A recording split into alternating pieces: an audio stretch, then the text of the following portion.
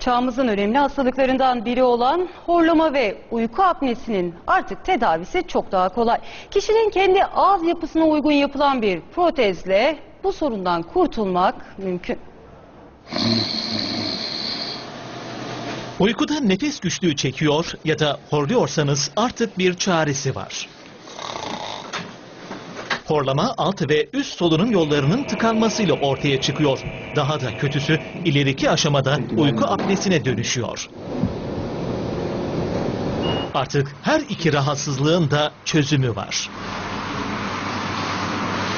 Horlama protezi aslında sadece ismi horlama olarak geçse de horlamayla beraber uyku apnesini de tedavi etmektedir. Milyonlarca insan bu rahatsızlıklarda yaşıyor. Kenan Bey de 18 yıldır horlama ve uyku apnesinden muzdarip. Ben daha önce bayağı bir tedavi yöntemleri yaptırdım, bir sonuç elde edemedim. Burunda kemik var dediler, burun kemiğini kırdırdım. Radyo frekans denilen bir tedavi yöntemi yaptılar. Yani küçük dilin yakılması falan.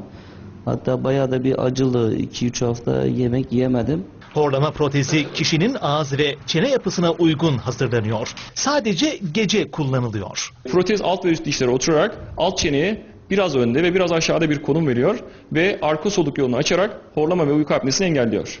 Uyku protezi olmadan ben uyku uyuyamıyorum. Tabii ki daha önceleri misafirliğe gidemiyorsunuz. Yani bir yolculuk yapamıyorsunuz. Ben daha önceler otobüse dahil yolculuk yapamıyordum. Horlama ve uyku apnesi kişinin yaşam standartlarını etkiliyor. Daha kötüsü ileriki aşamada ciddi sağlık sorunlarını da tetikliyor. Uyku esnasında kandaki oksijen seviyesi horlama ve uyku apnesine bağlı olarak düşer.